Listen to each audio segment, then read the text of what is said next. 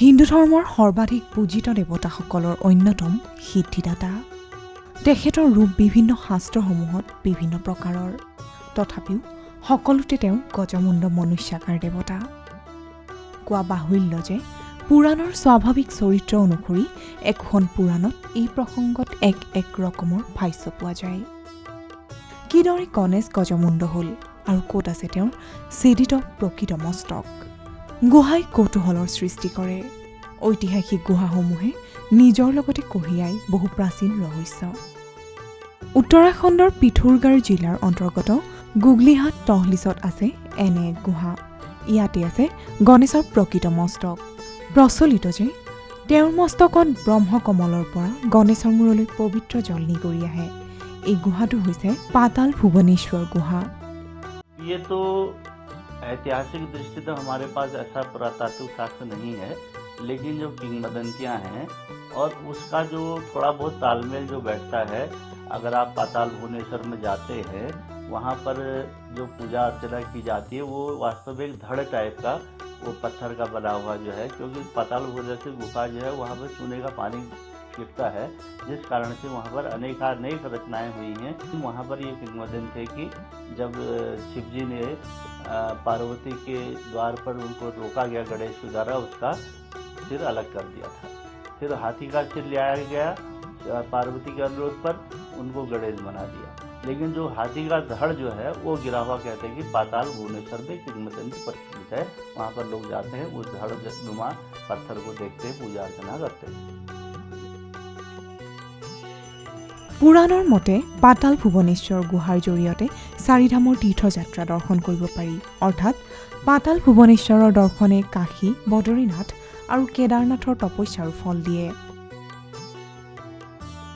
প্ৰাচীন মান্যতা অনুসৰি কলিযুগত 722 খ্ৰীষ্টাব্দত আদিগুৰু শংকৰাচাৰ্যই এই গুহাটো ভ্ৰমণ কৰি ইয়াৰ শিৱলিংগটো তামেৰে ঢাকি দিছিল। কাৰণ শিৱলিংগটো ইমানেই উজ্জ্বল যে খালী চক্ষুৰে প্ৰত্যক্ষ কৰাটো অসম্ভৱ।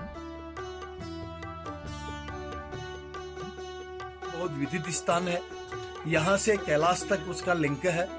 सबसे बड़ी बात यह है कि पाताल में जो गणेश जी का कटा हुआ विग्रह है, क्योंकि वहाँ गणेश जी का जो है मेन विग्रह दिखाया गया है। दूसरी बात यह है, जैसे सृष्टि की रचना हुई वैसे ही पाताल की रचना भी हुई है, क्योंकि सृष्टि का संबंध पाताल के साथ है, क्योंकि वहाँ कलयुग का अंत है। तो जब उसके अंदर कलयुग का अंत बताया गया है तो उससे ये विदित होता है कि सृष्टि की पूरी रचना ही इस पाताल में हुई होगी। एक चर्चित गुफा है और ये पौराणिक गुफा है, और इसे पौराणिक काल से इसका जिक्र आता है। और इसके ये पिथौरागढ़ जिले के गंगोलीहाट में है। ये भी बताया जाता है इसमें कि अयोध्या के राजा ऋषिपर्णा के द्वारा यहाँ आए थे, तो उन्हें मृग की ढूंढ में यहाँ गए थे, तो इनको यहाँ शिवलिंग मिला और ये पाताल गुफा के अंदर वो गए थे मृग के पीछे, तो यहीं से शिवलिंग का पता लगा। बाद में शंकराचार्य ने भी यहाँ पर तांबे का शिवलिंग स्थापित किया, और ये पूरी सिद्ध जगह है। अभिलेख जो है 14वीं शताब्दी में भी मिले हैं, मुगल काल में उसके बाद एक अभिलेख लिखा हुआ है। और ये गुफा एक दर्शनीय स्थल है, एक रमणीक स्थल है, और एक आश्चर्यजनक बात है। এই গুহাটোত 4টা যুগৰ প্ৰতীক স্বৰূপ 4টা শিল আছে। গুহাটোৰ প্ৰৱেশদ্বাৰত ভগৱান নৰসিংহৰ প্ৰতিমূৰ্তি দেখিবলৈ পোৱা যায়। ইয়াৰ কিছু তলতে শেষনাগৰ আকাৰত এটা শিল অৱস্থিত। বিশ্বাস যে শেষনাগৰ ওপৰতে পৃথিৱীৰ বসতি। লগতে গুহাটোত শিৱৰ জটাৰ পৰা নিগৰি অহা গংগা আৰু কালভৈৰৱৰ জিভাৰ পৰা ওলোৱা ৰঙা লেলাউটিৰ মূৰ্তিয়ে ভক্তগণক বিস্মিত কৰি তোলে।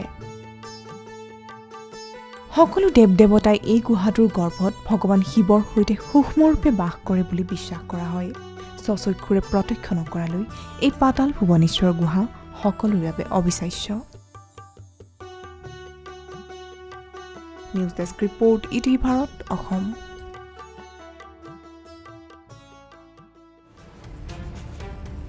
এনেধৰণৰ অধিক ভিডিঅ'ৰ বাবে ডাউনলোড কৰক ইটিভি ভাৰত।